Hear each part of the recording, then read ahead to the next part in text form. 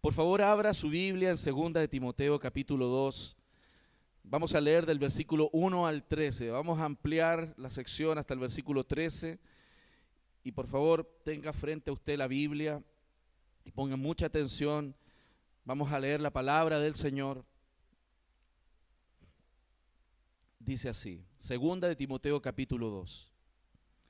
Tú pues, hijo mío, esfuérzate en la gracia que es en Cristo Jesús. Lo que has oído de mí ante muchos testigos, esto encarga a hombres fieles que sean idóneos para enseñar también a otros.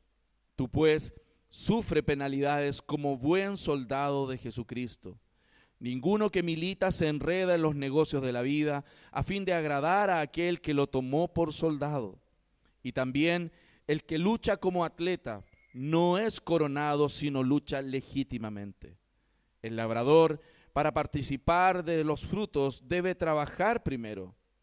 Considera lo que digo, y el Señor te dé entendimiento en todo.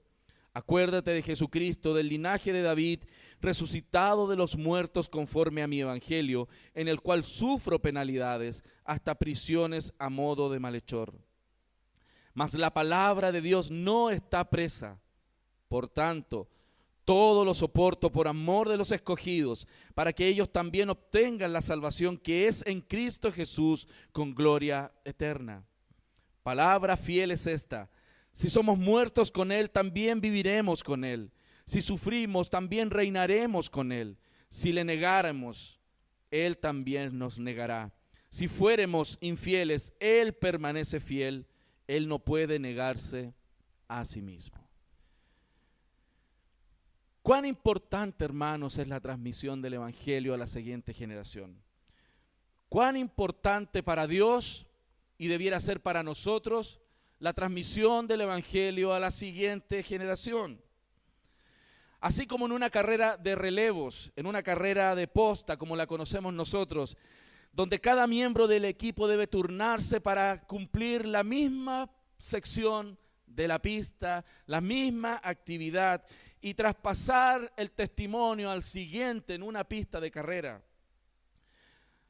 De la misma manera el Evangelio es un llamado de Dios a correr en una carrera durante todas nuestras vidas, con una meta importante, que es traspasar a la siguiente generación lo que de nuestros antepasados hemos recibido. Y es por eso que tenemos que hacernos la pregunta, y el texto creo que nos va a ayudar a responder esto. ¿Es sensible la manera en que esto debe hacerse? ¿Tiene una forma específica en que esto debe hacerse? Claro que sí, pues hermanos. Tiene una manera. Y gloria a Dios que tiene una manera. Y que Dios no lo ha dejado a las suposiciones nuestras, a si hoy día tengo ánimo, aliento, si tengo entendimiento o no. Dios ha revelado en su palabra cómo es que Dios quiere que cada uno de nosotros, quienes hemos recibido por gracia el Evangelio, lo transmitamos a otros y a la siguiente generación. Es tan importante que la Biblia también nos ilumina respecto de un momento en la historia, y quiero solo referirlo rápidamente, donde justamente esto no sucedió, y esto tiene impacto. Cuando usted lee el libro de Josué, cuando el pueblo de Israel entra a la tierra prometida, Dios le encomendó a ese pueblo seguir adelante. Josué lo hizo. Josué tomó el mandato dado por Dios a través de Moisés de entrar a la tierra prometida con ese pueblo, e instruirlos y llevarlos adelante en la conquista de aquella heredad que Dios había dado a ese pueblo. Y no solo la heredad, sino los principios, los valores, las verdades del Evangelio puestas en el corazón de ellos, que caminaron con Dios en el desierto y llenos de fe conquistaron la tierra que Dios les había dado, no exentos de problemas y de sacrificio, pero llegaron a conquistar aquello que Dios les había dado que hicieran. Y Josué lo hizo.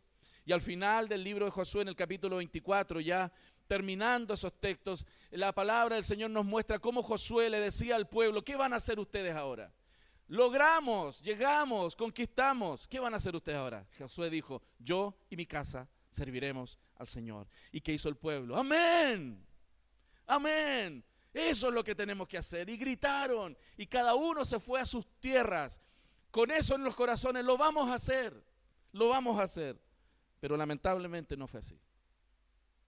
El libro de los Jueces, en el capítulo 2, versículo 6, nos dice así: porque ya Josué había despedido al pueblo, y los hijos de Israel se habían ido cada uno a su heredad para poseerla. Es como si viniéramos el domingo y Dios nos habla y decimos sí, amén, y después cada uno se va a su casa, a los quehaceres. Y dice, y el pueblo había servido a Jehová todo el tiempo de Josué y todo el tiempo de los ancianos que sobrevivieron a Josué, los cuales habían visto todas las grandes obras de Jehová que él había hecho por Israel.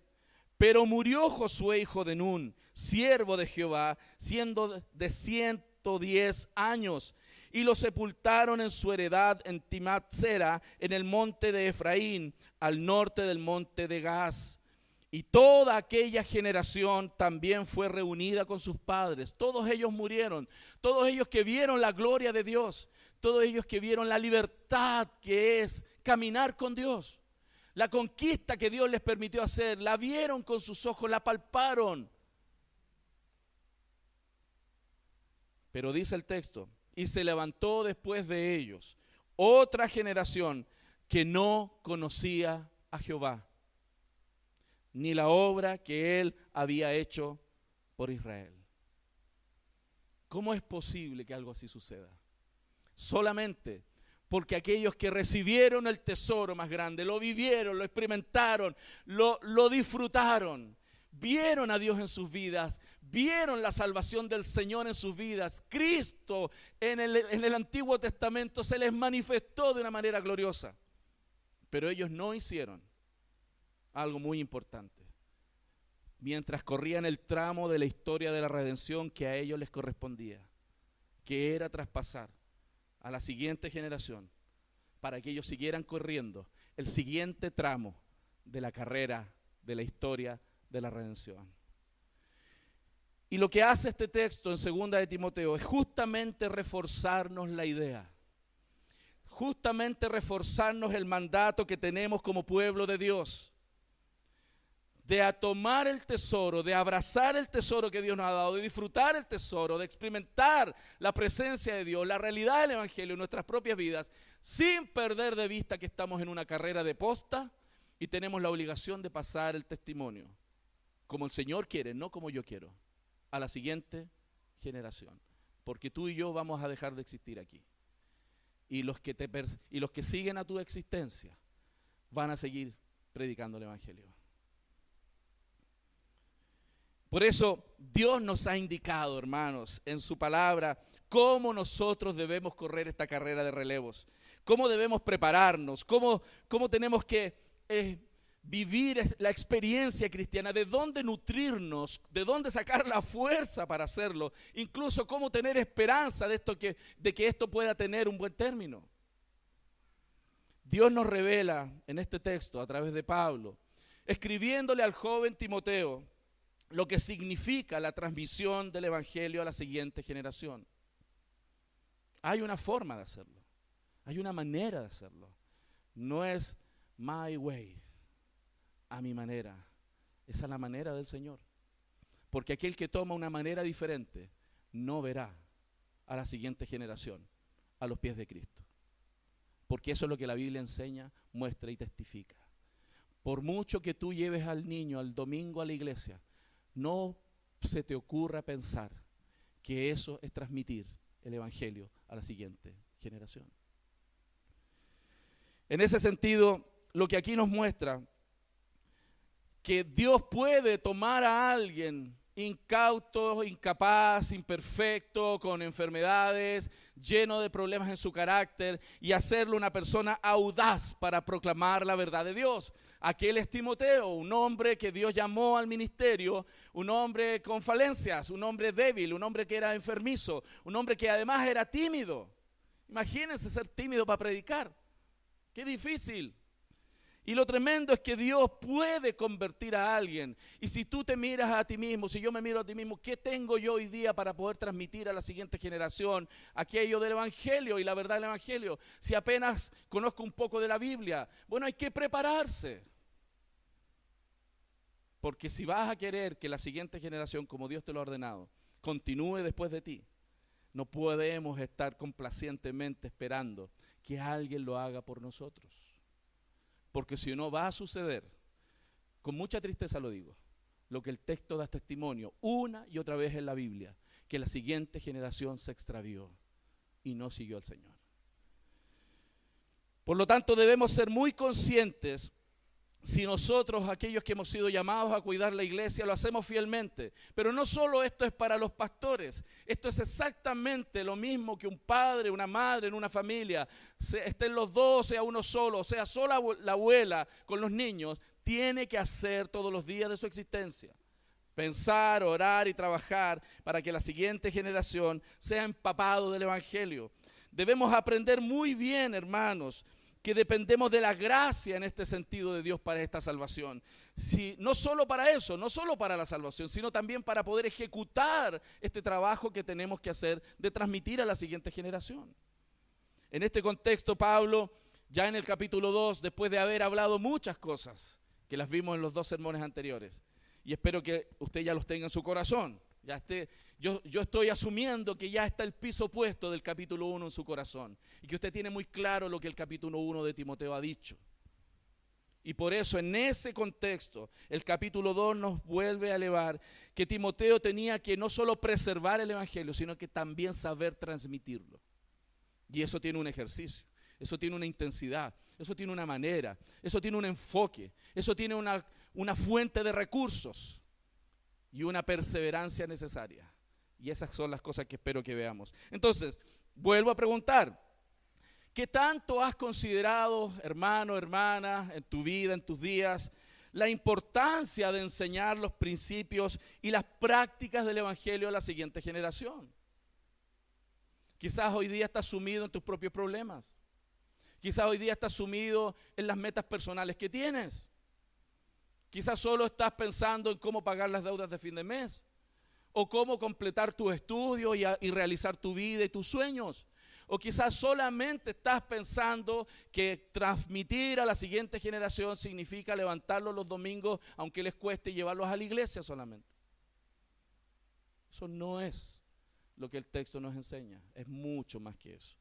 Por eso la intensidad de este trabajo, Dios lo eleva y lo muestra con unas analogías y unas metáforas muy interesantes. Y vamos a ver cómo este texto nos muestra en 3 puntos esto que quiero transmitirle a ustedes. La importancia, queridos, los desafíos en la transmisión del Evangelio a la siguiente generación.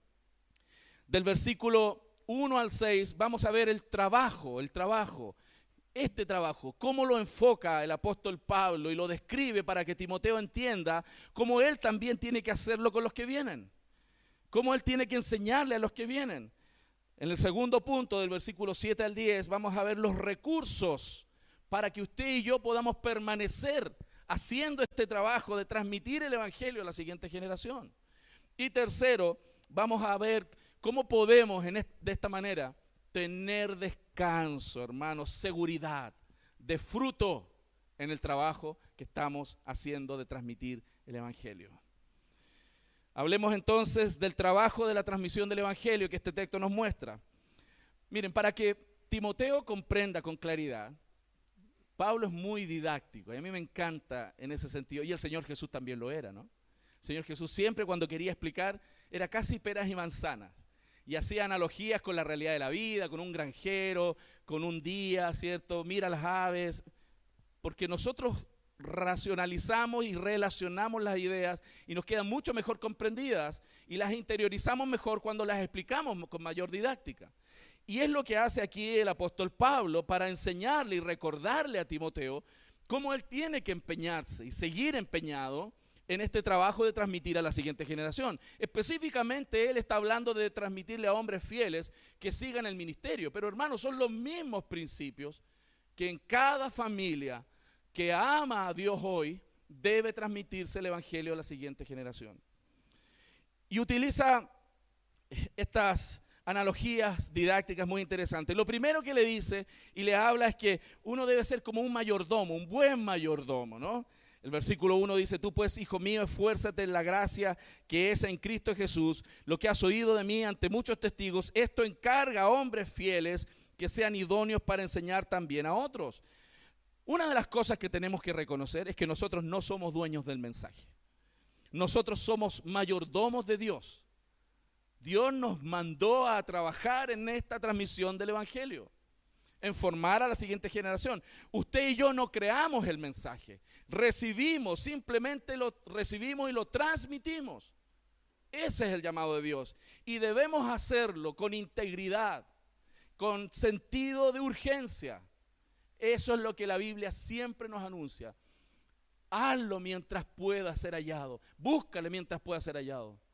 Mientras haya oportunidad, hermanos, usted probablemente va a tener a sus hijos 20, 30 años con usted, salvo que sea de esos casos raros, especiales, que cuesta sacarlos de la casa, ¿no? Pero usted tiene apenas 20 o 30 años para pasar la posta de manera firme, para que ese niño no se le caiga en la carrera, para que no sea descalificado mientras corre por su propio pecado. Y aquí nos muestra esto, y lo primero que dice es que aquel que va a hacer este trabajo requiere una fuerza sobrenatural. Fíjense, el texto dice: esfuérzate en la gracia que es en Cristo Jesús.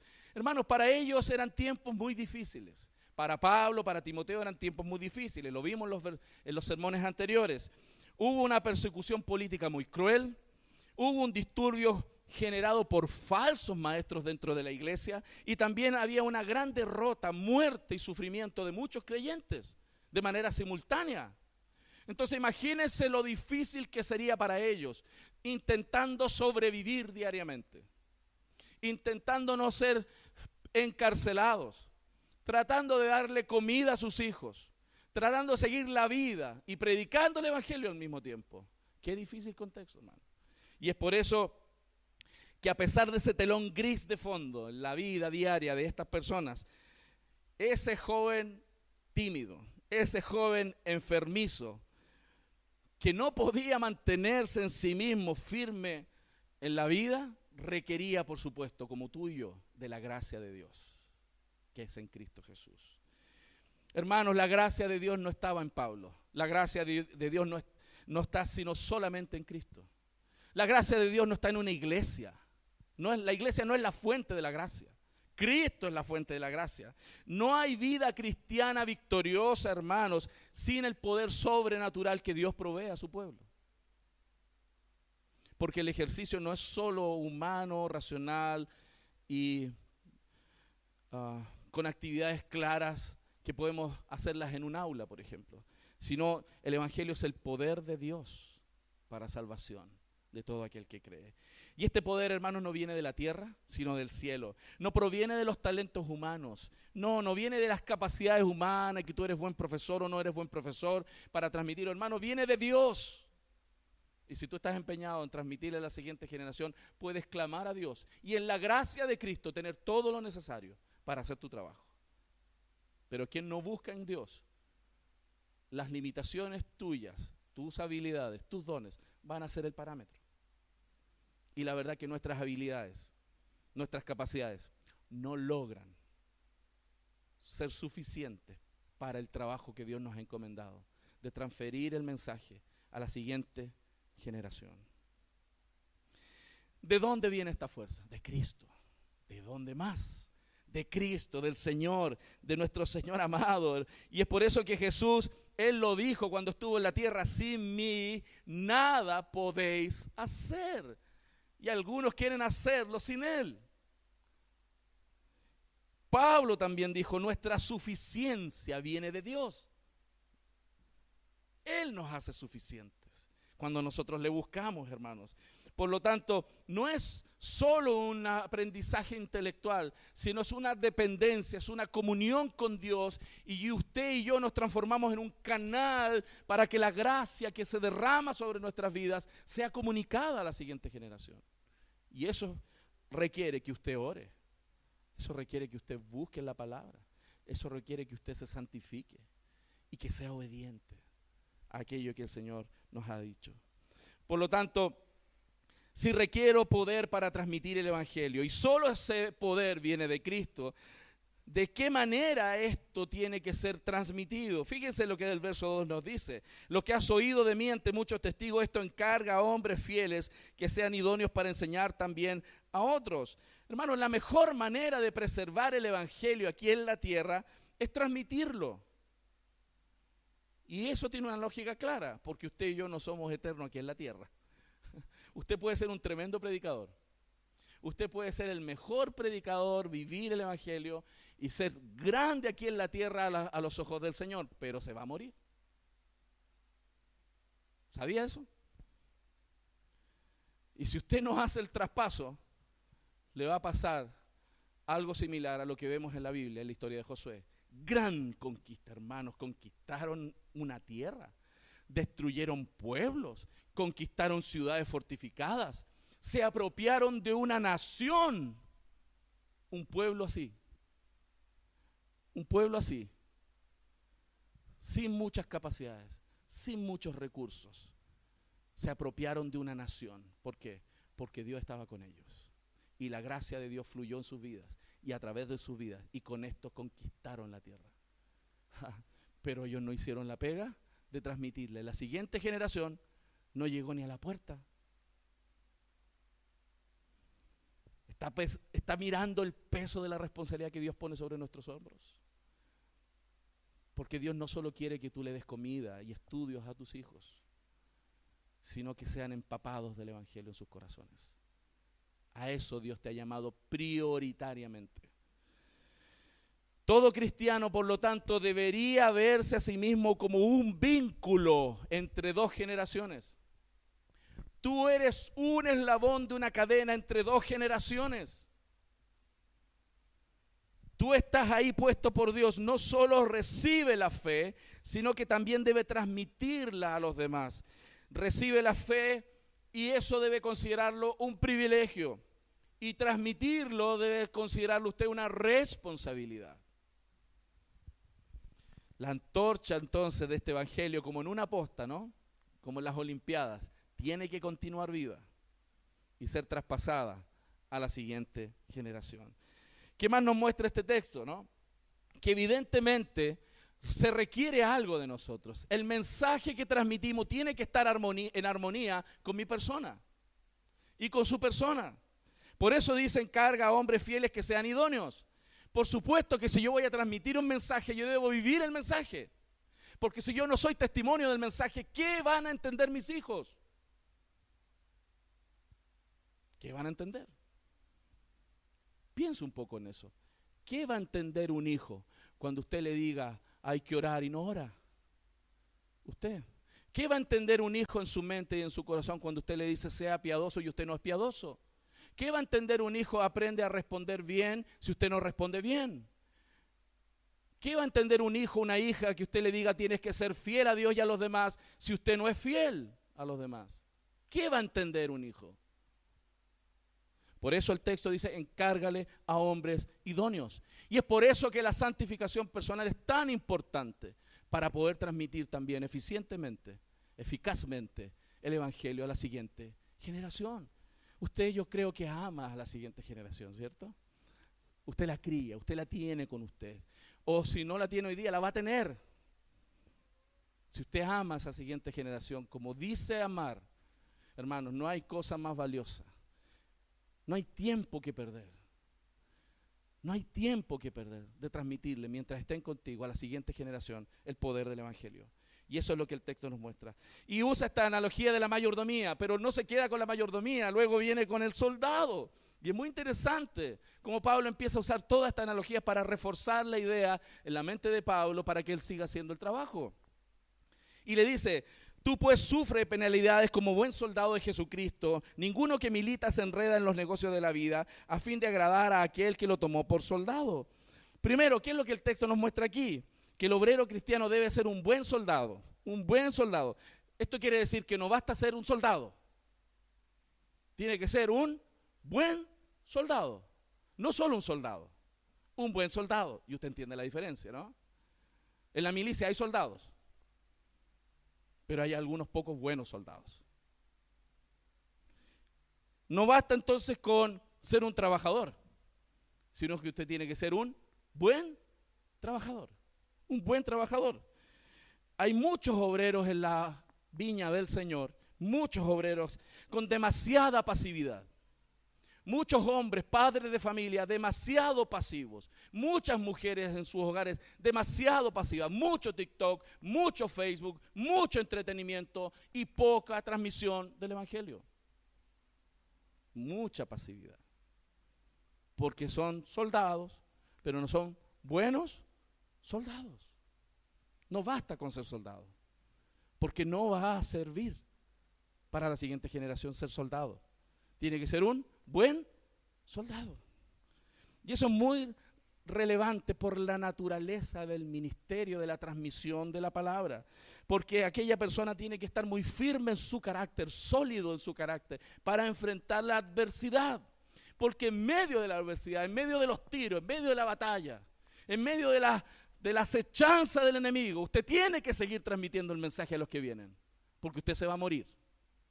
Y los que siguen en la batalla. Por eso es importante. Además, tiene que estar dispuesto a sufrir. Tiene que estar dispuesto a sufrir. Tú pues sufre penalidades como buen soldado de Jesucristo. Hermanos, no hay ministerio sin dolor. Usted no va a poder transmitir el evangelio si no se sacrifica. Si usted es de aquellos que les gusta la comodidad, que les gusta estar relajados, ¿sí?, no va a haber la siguiente generación a los pies de Cristo. Solo sería la gracia infinita de Dios, la misericordia que usted no merece, que permitiera a la siguiente generación continuar, solo por sus decretos eternos, pero no por su trabajo. Qué privilegio es para usted y para mí sembrar en el corazón de nuestras familias, para que ellos continúen, para nuestros nietos y para nuestros bisnietos y para los que vienen. ¿No es un privilegio ese, hermanos? Por eso el texto nos muestra que este obrero cristiano debe estar dispuesto a sacrificarse y al mismo tiempo enfocarse. Ninguno que milita se enreda en los negocios de la vida. El trabajador debe ser un individuo enfocado. Evidentemente, para los que somos pastores, tiene un énfasis mayúsculo. Pero, hermano, no es distinto al enfoque que usted también tiene que tener para transmitir el evangelio. ¿En qué se va su tiempo? ¿En qué se va su día? ¿En qué está enfocado? ¿Cuáles son sus prioridades? ¿Es esta la prioridad principal de su vida en la relación familiar? ¿Es esta el motivo que a usted le quita el sueño? ¿Es lo que a usted lo cansa día a día? ¿Transmitirle a la familia el mensaje del evangelio? ¿Eso nos cansa o no nos cansa? Todos tenemos que responder esta pregunta, incluyéndome. El obrero cristiano, por lo tanto, necesita enfocarse en cumplir para aquello que fue llamado, transmitir el mensaje. ¿Y sabe por qué? El texto lo dice. El versículo 4 lo dice, en la segunda parte. A fin de agradar a aquel que lo tomó por soldado. ¿Por qué lo hacemos? No solo porque amamos a nuestros hijos, sino porque queremos agradar al que nos llamó a militar de esta manera. Él te llamó. Él te llamó al pueblo de Dios. Él te llamó al cristianismo. Él te trajo, Él te salvó, Él te santificó, Él te sustenta, Él te da vida, Él te da salvación, Él te da todo lo que has tenido, lo que tienes y lo que tendrás. A Él tenemos que agradar. Y por eso Pablo lo decía. En Colosenses 1, 28, 29, a este Cristo proclamamos, aconsejando y enseñando a todo hombre con el fin de presentar perfectos delante de Dios a todo hombre.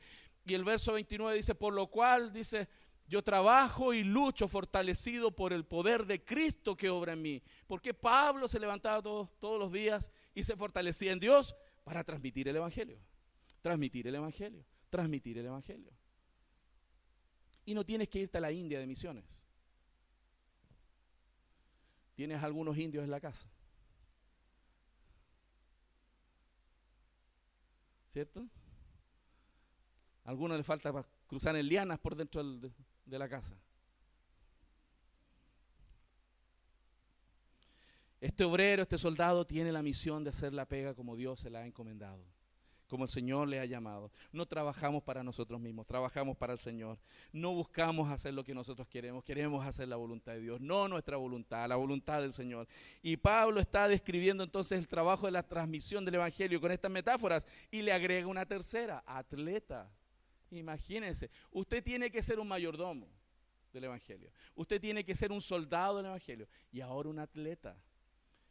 Y algunos están viendo tele, viendo Facebook, gastando tiempo, minutos y horas en las redes sociales. Y Dios quiere que usted sea un soldado, un mayordomo y ahora un atleta. ¿Usted ha visto un atleta sentado viendo TikTok todo el día? ¿Si quiere ganar una carrera?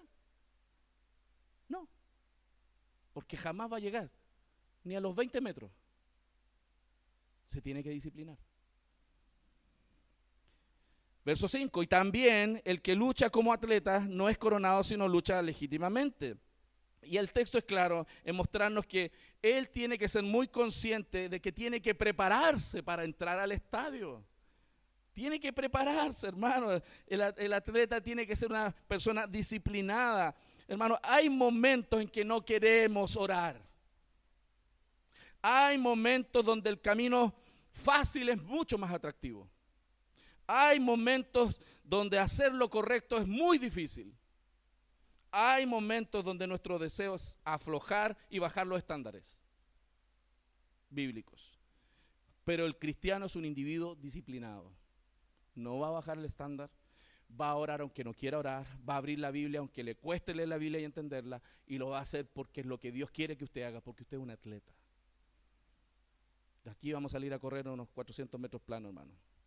¿Ah? El buen atleta, queridos, no solo se prepara para el desafío que tiene, sino que el buen atleta, no el atleta, ojo con esto, no el atleta, el buen atleta no solo se prepara para correr una carrera, el buen atleta se prepara para ganarla. Le pregunto, ¿usted quiere ganar a sus hijos para Cristo? ¿Usted quiere que ver a sus hijos en el cielo si usted va a estar ahí? ¿Usted quiere verlos ahí? No basta con ser atleta. Hay que ser un buen atleta, un buen soldado, un buen mayordomo. Porque si no va a llorar después. Y el texto lo advierte. No es mi énfasis, hermanos.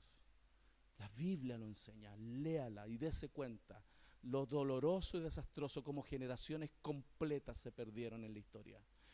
Pueblos, tribus completas, las tribus de Israel se perdieron. Se perdieron las tribus de Israel.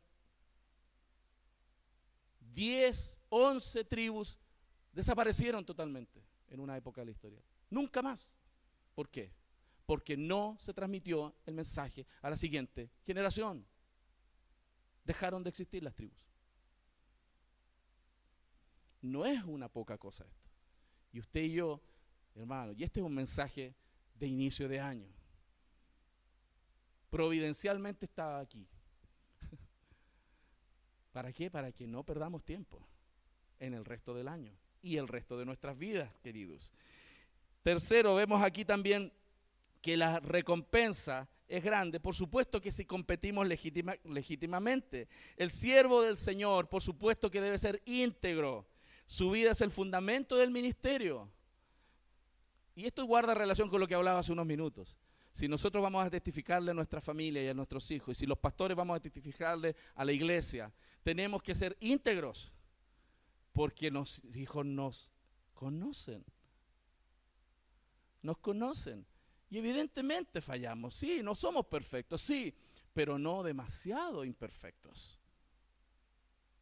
Porque no va a tener relación el mensaje que quiero darles con lo que yo vivo. Y eso es ilegítimo, porque la vida nuestra también es fundamento del ministerio que nosotros tenemos para transmitir y enseñar el Evangelio. Nuestro carácter es la base de nuestro liderazgo en la iglesia y en la familia. Nuestra integridad debe ser la base de nuestras vidas. Eso es lo que la Biblia nos enseña.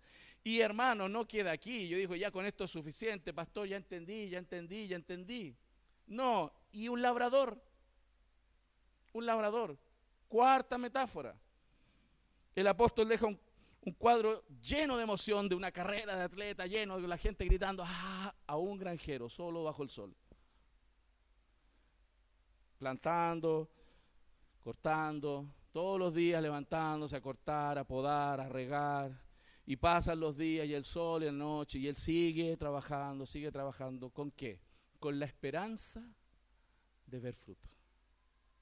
Con la esperanza de ver fruto. Pasa un periodo largo donde él siembra y siembra y siembra y poda y riega y abona y mira ahí la tierra y no pasa nada y sigue y no pasa nada y sigue podando, sigue regando, sigue haciendo lo que Dios dice y no pasa nada y no pasa nada, pero él tiene la esperanza de que en algún momento eso va a brotar y va a dar fruto. El labrador, dice el verso 6, para participar de los frutos, debe trabajar primero. Aplicado a los siervos del Señor, los pastores, por supuesto, el obrero es digno de su salario, pero cuando trabaja, pues, cuando trabaja, si el obrero trabaja, debe pagársele, pero si no trabaja, no se le paga. ¿No es así lo justo? Y al mismo tiempo, debe participar de los frutos de su trabajo. Si su trabajo da mucho fruto, ¿no debe participar de mucho fruto? Hermano, si usted está aplicándose en su familia, tenga la esperanza, si usted es como un granjero que siembra la palabra, la riega, la poda, la cuida, abona la tierra y no ve nada, hermanos, usted va a participar de los frutos. Usted va a llorar mientras lo siembra, pero después va a cosechar las gavillas. Lo va a ver. Y es por eso que no podemos ser perezosos. Yo no sé si usted lucha con eso, ¿no? Yo no los conozco a todos en detalle, no los veo a qué hora se levantan, no veo qué hacen el día, pero Dios sí. Dios sí. Él sabe a qué hora usted se levanta. Él sabe qué hace con las horas del día. Él sabe si las gastó y las botó y las perdió, o ha sido consciente de que tiene que redimir el tiempo de vida que Dios le ha dado, porque los tiempos son malos. Y la Escritura muestra en Proverbios 24, el perezoso no hará a causa del invierno. No, es que está muy frío, ¿cómo vamos a hacer esto ahora? No, es que es muy tarde, los niños están cansados, no, tuvieron todo el día en el colegio. No, es que hay muchas tareas, no, tienen cosas que hacer para mañana. Y esas cosas para hacer para mañana lo pueden encaminar al infierno, porque no van a salvar su alma. No salvan el alma. El sacarse puro 7 no salva el alma. El ser el mejor en los estudios no salva el alma. No salva el alma el ser el mejor trabajador. No salva el alma ser el mejor vecino. Hay muchos buenos vecinos que no se van a ir al infierno. Lo que salva el alma es tener a Cristo en sus corazones. Eso es lo que salva el alma. Y el perezoso no hará porque hay problemas, hay impedimentos. Es como el soldado que estuviera en la guerra, no puedo hacerlo porque hay balas. No, pues hermano.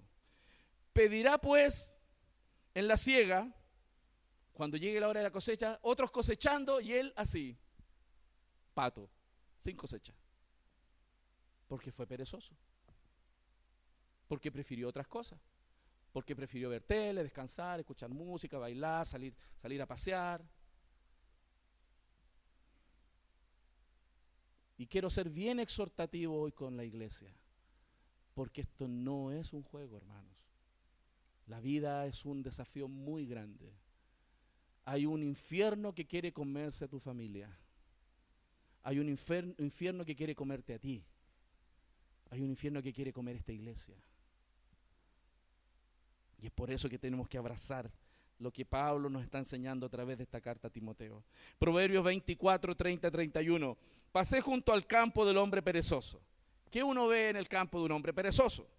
Y junto a la viña del hombre falto de entendimiento. ¿Qué le pasa a un hombre falto de entendimiento? Que tiene una viña que tiene que labrar. Y he aquí que por toda ella había crecido espinos. Oh, hay espinos. Hay que cortarlos. Sí, hay muchos espinos. Hay que cortarlos.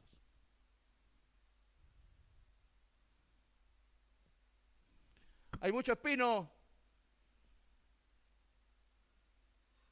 ¿Puedes llamar al jardinero?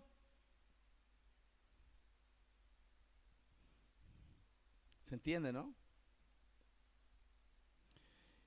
¿Y qué pasó? Que cuando son cortitos es más fácil. Pero ortigas habían ya cubierto su faz.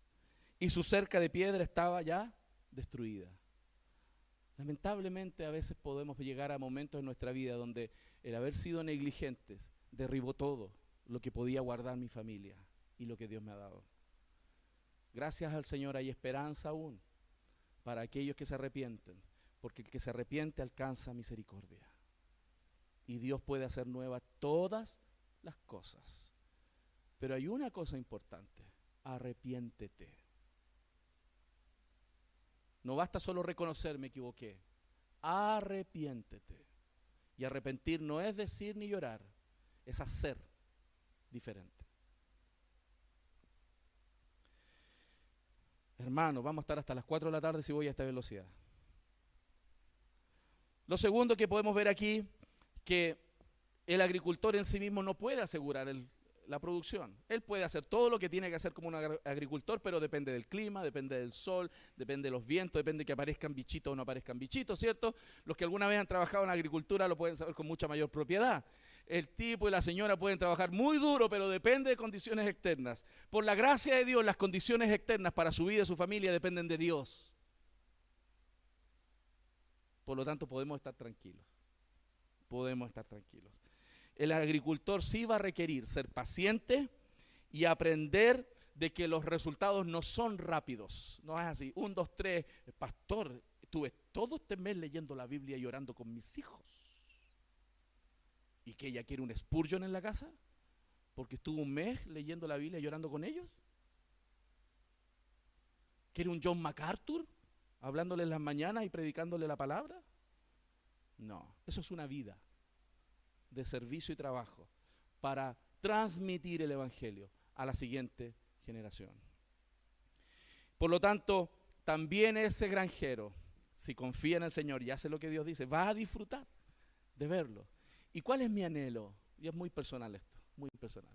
Llegar a viejo, aunque estoy bien cerca ya, me queda poco. Llegar a viejo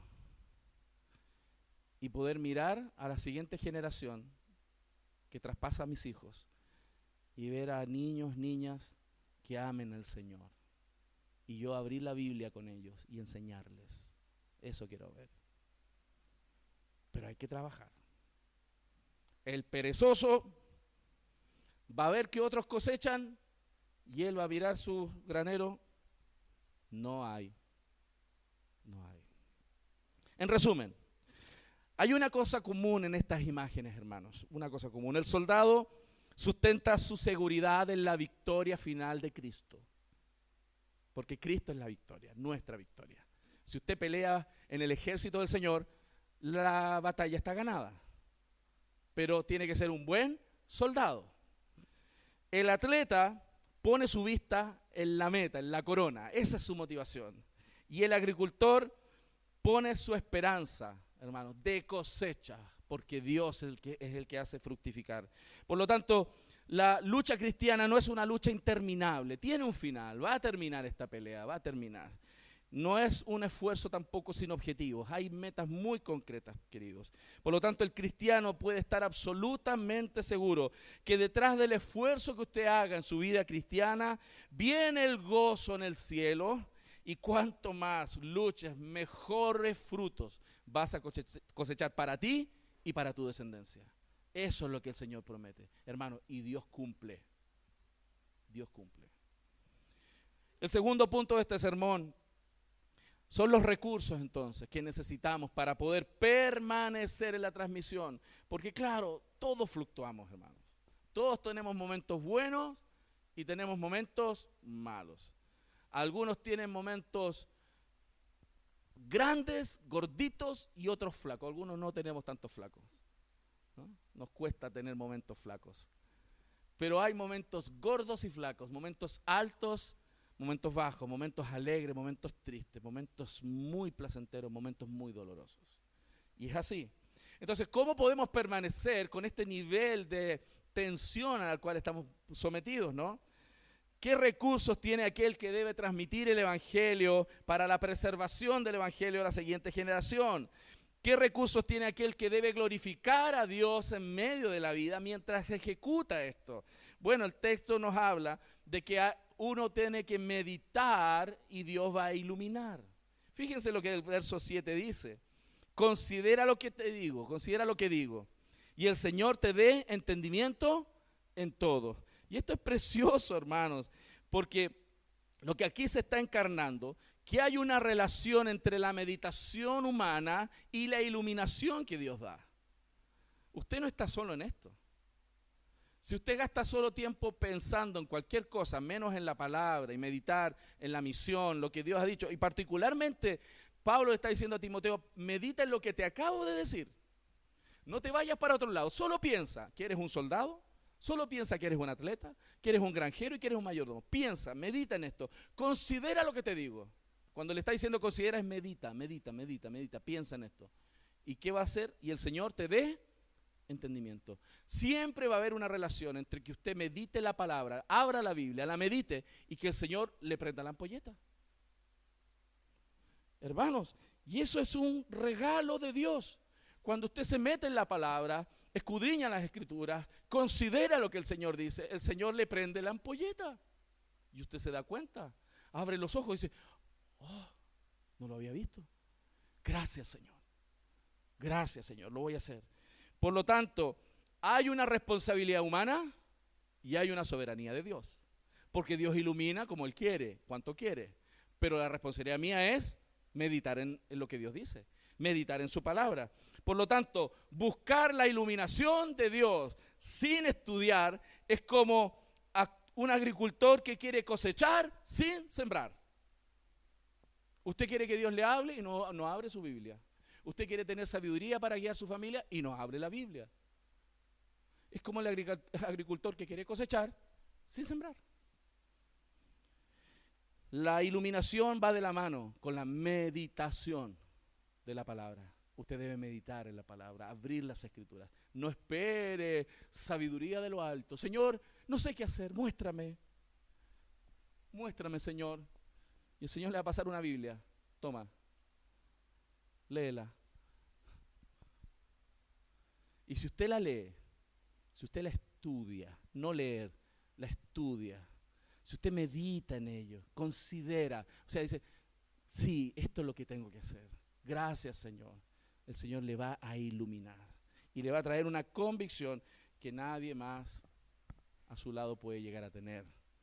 Tan especial puede ser esa iluminación, porque Dios puede darnos mucha riqueza, hermanos, y sabiduría para la vida.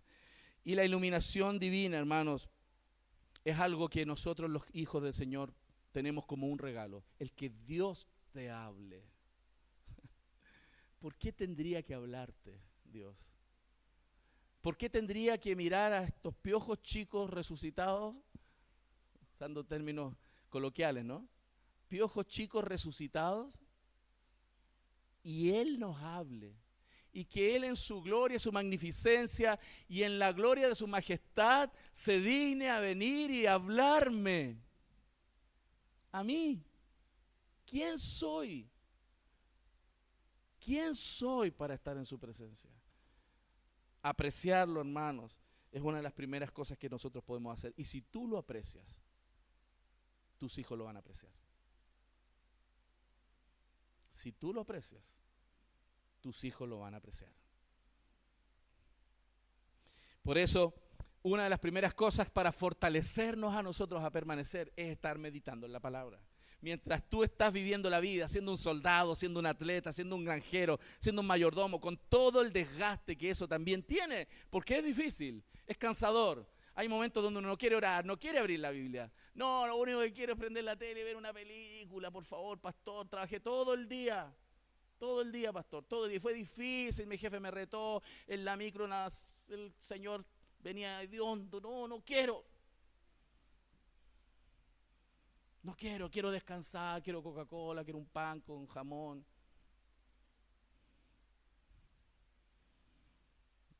Uno con la gráfica uno empieza a asociar cualquier cosa que sea igual con la realidad es solo coincidencia, porque yo no lo he visto cuando llegan a la casa ustedes. Además de eso, hermanos, ¿cómo fortalecemos nuestra alma? Recordando a Jesús. Verso 8, acuérdate de Jesucristo. Meditar en la palabra, Dios la ilumina. Segundo, para que usted pueda permanecer en esto, acuérdate de Jesús. Acuérdate de Jesús. ¿Por qué hacemos Santa Cena cada cierto tiempo? Para acordarnos de Jesús. Para acordarnos que Él murió por mí. Para que acordarme de que Él fue molido por todas las inconsistencias de mi vida. Que su sangre fue derramada, que Él fue molido por mi pecado. Para recordármelo. Y aquí Él le dice que una de las maneras para que Él pueda permanecer en este ministerio es: acuérdate de Jesucristo, del linaje de David, resucitado de los muertos conforme a mi evangelio. Acuérdate de Jesús, acuérdate de Jesús, acuérdate de Jesús. Cuando los temores amenazan, cuando las dudas vienen, debemos recordar a Jesús, a Cristo. Cristo está con nosotros, el Señor está con nosotros. Piensen en esto. Ellos estaban en un momento de apostasía, de persecución, un momento tan difícil. Ellos necesitaban algo más que solo una esperanza vacía de que otro le diga confía. Ellos necesitaban experimentar existencialmente la presencia de Dios con ellos. No saber que Jesús es mi Señor por allá, sino que Él está aquí conmigo, aquí ahora conmigo. Y eso es cuando usted medita, ora y se acuerda de Jesús. Ese es el camino, ese es el camino. Y nos empezamos a acordar del camino de la humillación de Él. Y empezamos a recordar el camino del martirio de Cristo y después de su glorificación. Y eso nos enseña, si a Él le pasó eso, ¿por qué a mí no? Si para Él fue difícil y fue costoso y después fue glorificado, hermanos, ¿por qué yo no puedo seguir esas pisadas? Es más, el Señor nos dijo, vengan, sigan mis pisadas. La humillación es el camino de la glorificación y la cruz, hermanos, es el preludio de una corona. De una corona. Por eso debemos recordar a Cristo, su sacrificio, quién es Jesús. Debemos darnos cuenta que Él es Dios y hombre, 100% Dios. Por eso dice el texto, Cristo Jesús, 100% Dios, 100% hombre. Recordar que el Verbo fue hecho carne y habitó entre nosotros y vimos su gloria, la gloria como del unigénito Hijo de Dios. Él es nuestro Señor y su sacrificio es un motivo para yo seguir adelante. Su sacrificio por mí es un motivo para seguir adelante. Nuestro Señor, hermanos, resucitó y por lo tanto, aunque tú mueras haciendo esta pega, vas a vivir. Aunque te desgastes traspasando el mensaje a la siguiente generación, vas a vivir, porque Cristo resucitó. Y eso es lo que debemos hacer, recordar el Evangelio centrado en la persona de Cristo, del linaje de David, dice el verso 8, resucitado de los muertos conforme al Evangelio. Es interesante porque aquí conecta el Antiguo Testamento con el Nuevo Testamento, conecta la promesa y el cumplimiento, conecta el Cristo prometido con el Cristo manifestado. Y en todo este texto, toda esta riqueza del Evangelio es fortaleza para un hombre que tiene que hacer este trabajo. Y eso es tan precioso. Y además, fíjense, ¿qué necesitamos? Fuerza que viene de meditar el Evangelio y la iluminación. Segundo, necesitamos recordar a Cristo. Y tercero, ver a otros que luchan como nosotros. No somos los únicos que luchan. Y otros están luchando con ustedes, al lado de ustedes. Si tú miras al lado ahora y ves a alguien a tu lado, esa persona está luchando. Y les cuesta, y siguen adelante, y otros siguen adelante. Fíjense el verso 9, Pablo le recuerda su propia lucha, en el cual sufro penalidades, hasta prisiones a modo de malhechor. Hermanos, Pablo en este momento estaba preso por malhechor, no por una persecución religiosa, sino porque era acusado de haber suscitado una rebelión contra el Estado. Ya no era una cosa de los judíos solamente, era Nerón con su imperio persiguiéndolo. Era otra cosa, a otro nivel. Era nivel Dios, dicen los muchachos hoy día, ¿no? Nivel Dios la persecución. Más la palabra de Dios no está presa, y eso es tan precioso. Pablo en esa lucha, y aunque él estuviera preso, aunque él estuviera incapacitado, lo que él ha hecho, lo que él sembró, sigue dando fruto. Va a llegar un día donde usted no va a estar al lado de sus hijos. Ellos se van a casar, se van a ir. Usted ya va a estar incapacitado de poder consolidar eso al lado de ellos. Pero si usted lo hizo bien aquí, va a poder darse cuenta que aunque esté usted incapacitado, la palabra sigue operando y sigue expandiéndose. Y eso es la confianza que nosotros podemos tener. Es más, él dice en el verso 10, por tanto, todo lo soporto por amor de los escogidos, para que ellos también obtengan la salvación que es en Cristo Jesús con gloria eterna. Él sufría penalidades, es más, las sufría injustamente, pero lo precioso es que él se daba cuenta de que esta palabra produce algo glorioso, la salvación de las almas. Salvación de las almas. No hay prisión para la palabra de Dios, nadie puede esposar la palabra de Dios, nadie puede encadenar la verdad. Y eso es lo que el texto nos dice. Y si usted la transmite, hermanos, usted va a poder darse cuenta cómo su descendencia es afectada por esto y su alma es regenerada. No hay cosa más preciosa que ver a un hijo a los pies de Cristo. Y requiere ese trabajo. Y fíjese que el texto en el verso 10 dice Pablo que él lo hace a causa de los escogidos. Y aquí voy a hacer un paréntesis teológico sobre la elección.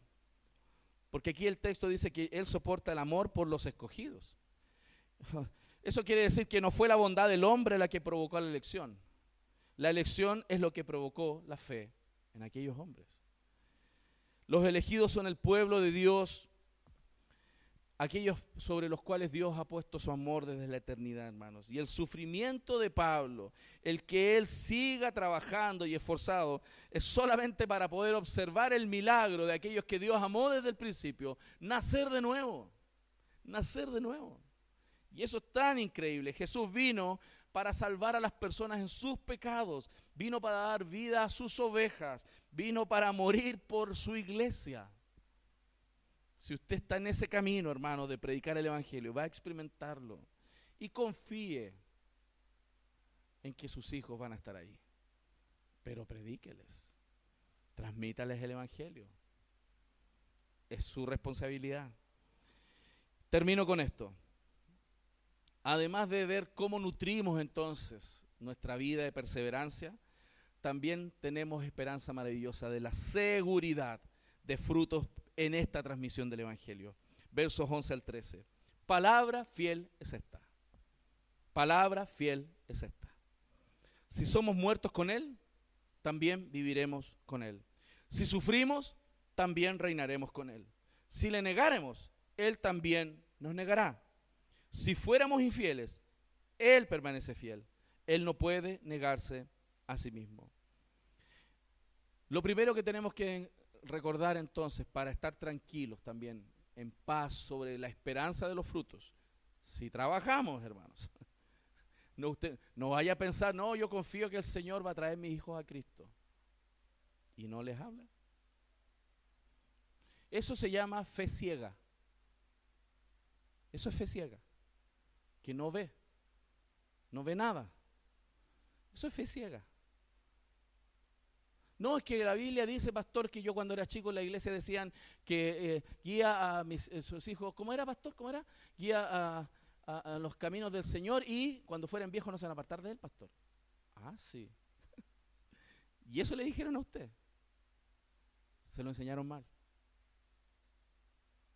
No es una confianza ciega en que Dios va a hacer sin mi actuar. Dios obra a través de la oración de su pueblo. Dios obra a través de la acción de su pueblo, porque Él decidió hacerlo así. Dios usa su vida y mi vida para Él manifestarse en esta tierra. Hay cosas que Él hace sobrenaturalmente sin su permiso, pero hay muchas cosas que Dios hace en esta tierra a través de usted. Y usted participa de eso. Entonces no caiga en el grave error de algunos que no, yo estoy esperando que Dios haga. Va a esperar harto si usted no obra. Porque Dios casó su voluntad por su voluntad a través de la obra también de su pueblo. Palabra fiel es esta, y esa no falla, que si nosotros hacemos lo que el Señor dice, vamos a ver resultados. Dios es fiel a su palabra. Además, nos dice aquí que debemos identificarnos con el Señor. Si somos muertos con Él, también viviremos con Él. ¿Por qué? Porque Dios es consistente en sus promesas. Él no va a fallar, Él no miente. Es más, seamos conscientes de sus promesas, pero también de su juicio. Por eso esto es un poco contrario a esa teología de la prosperidad, donde todo es exitismo. Hey, si yo no hago bien las cosas, también voy a esperar juicio y disciplina. Dios es fiel en cumplir sus promesas y Dios es fiel en su juicio. No es fiel solo en un sentido. No se confunda. Dios es fiel en sus promesas. No, yo estoy esperanzado que la misericordia de Dios me va a salvar. Sí, pero Dios es fiel en su juicio también. Si sigues una vida de pecado, no esperes la bendición. Por eso Mateo 10:32 dice: a cualquiera pues que me confiese delante de los hombres, yo también le confesaré delante de mi Padre que está en los cielos. Y a cualquiera que me niegue delante de los hombres, yo también le negaré delante de mi Padre que está en los cielos. ¿Y cómo negamos a Cristo delante de los hombres? No solo diciendo Dios no existe, ¿no? Que alguno piensa que eso es negar a Dios. Con nuestra vida negamos la realidad de Dios. Con nuestro comportamiento negamos la realidad de Dios. Con nuestras acciones negamos la realidad de Dios. Y aquel que me niega delante de mi Padre, yo le negaré. Me niega delante de los hombres, yo le negaré delante de mi Padre. Dios es fiel en sus promesas y Dios es fiel en sus juicios. Amados, con esto concluyo. La gracia de Dios por Cristo, que está con nosotros, que ha llegado a nosotros, el que usted la tenga hoy día, el que usted sea un receptor de la gracia del Evangelio sobre su vida, le genera inmediatamente este desafío de transmitirla, de correr esta posta de la mejor manera y pasar de manera lo más perfecta posible el testimonio al que sigue. Porque si usted no pasa el testimonio, aunque usted sudó la gota gorda corriendo, si usted no la transmite, hasta ahí quedó el equipo. ¿Ha visto carreras donde tipo corre, es el número 1 del mundo? Algunos los ven en cámara lenta, impresionante, una fuerza, y el tipo para llegar a eso se dedicó, entrenó, comió, se restringió de muchas cosas, se aplicó, se enfocó, se mentalizó, hizo un entrenamiento con máquinas, con diodos eléctricos, un staff de gente para que el tipo corriera y llegara a ese tramo de la carrera con los segundos que podía aportar a su equipo, y llegó y se le cae el testimonio. Y perdieron. ¿Y de qué sirvió toda esa carrera y esfuerzo y entrenamiento si no pasó el testimonio? Eso le pasó a la generación de Josué. Pelearon, mataron pueblos, conquistaron territorio, edificaron altares, sacaron todo el paganismo de todos los paganos, sudaron la gota gorda, vivieron la vida difícil, pero ganaron y no pasaron el testimonio. Al final, no lo pasaron. El desafío de este mensaje entonces es que si Dios puso entonces en tus manos este tesoro, trabaja para transmitirlo. Trabaja para transmitirlo. Sé idóneo, prepárate para transmitirlo. Y el desafío es ese, hermano, que no solamente eso se haga aquí en este lugar, el templo el domingo cuando nos congregamos, sino que el templo en tu casa, el lugar donde tu familia está. Adora, busquemos al Señor, busquemos al Señor. Padres, madres, abuelas, abuelos, no dejen de transmitir el mensaje a la siguiente generación. Está muy bien que juegue con ellos, juegue. Pero abra la Biblia, enséñeles. Seamos buenos mayordomos, hermanos, porque podrás encontrar en Cristo el respaldo de su palabra en el corazón de tu familia. Amén. Vamos a orar.